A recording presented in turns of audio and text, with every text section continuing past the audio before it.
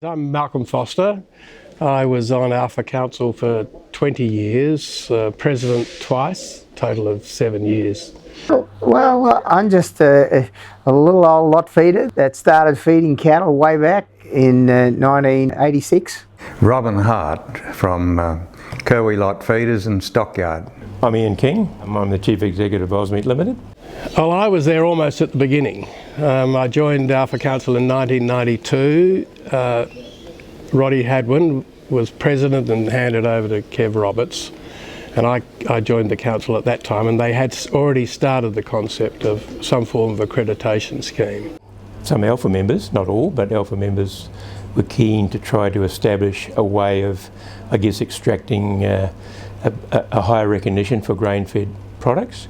The feedlotters at the time realised that we had a particular product that stood out and was going to take us somewhere, but it could only happen if it was properly identified and it carried its identity right through to the consumer. They'd approached AUS-MEAT as early as September 1992 about the possibility of maybe having a program that would fit in from a livestock production point of view. What had happened was the federal government had a select committee investigation into the feedlot industry, and they got on a bus and drove around all these feedlots and weren't overly enjoyed about what they saw. And the report came out, said if this industry doesn't do something to get its act together, the government will have to regulate. It took about 3 years. We probably started formulating the NFAS in 1991. But it wasn't smooth sailing, even within the industry, our own body. I had some pretty tough meetings that I attended as president and as the chair of the committee that formulated the NFAS. But I think once ALFA was able to get particularly the meat processing side of the industry to understand that we needed to have our product recognised and certified, and knew where we were coming from, backed with quality assurance and everything that went with it, it all took off. I'm Bryce Camm, I'm the CEO of the Camm Agricultural Group and the current president of the Australian Lot Feeders Association. I would describe NFAS as an independent quality assurance system. And when you start and put words together like quality and system, then you start to come up with the ability to be able to sell to our customers, sell to the ultimate customer, the consumer. It is held as the shining light and the golden example of how programs can be implemented in industry in a meaningful and proactive way. We were the first quality assurance program for agriculture in the world.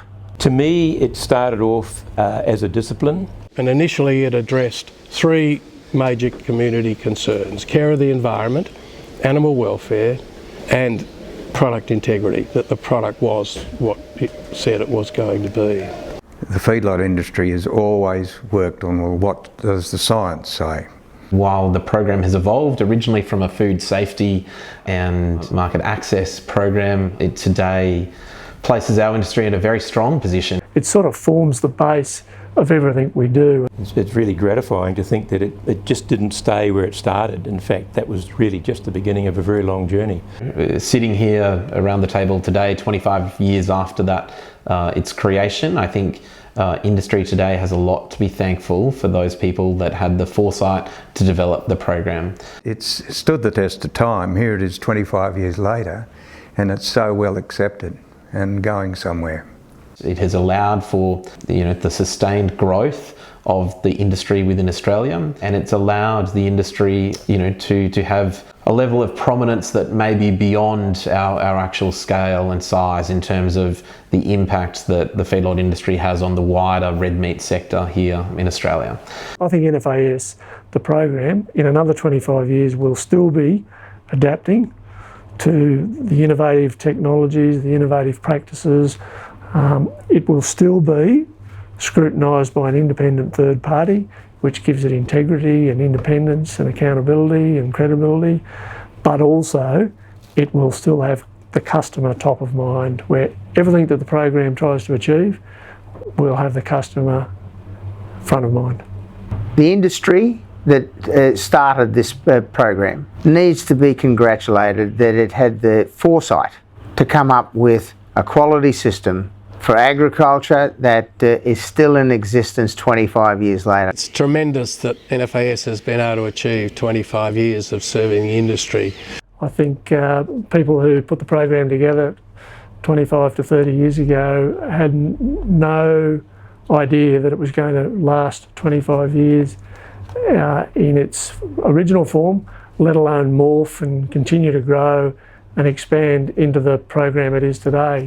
It's been handed over to very good hands again now, I know, and I hope that the management continues and the quality of the management will be such that NFAS will be there for another 25, another 50 years.